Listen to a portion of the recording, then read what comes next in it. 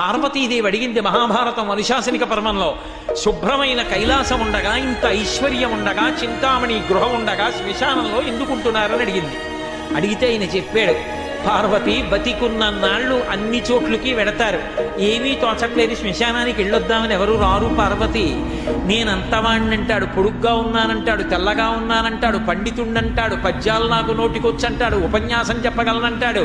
నాకు పాటలొచ్చంటాడు, నేను నాట్యం చేస్తానంటాడు, నేను అధికారినంటాడు, నా దగ్గర డబ్బు ఉందంటాడు. ఇన్ని ఉన్నాయనుకున్న వాడిలోంచి ఊపిరి బయటికి వెళ్ళిపోయిన తరువాత వాడిని తీసుకెళ్లి 4 కొత్త కర్రల మీద పడుకోబెట్టి చాప చుట్టి తాడు కట్టి పైన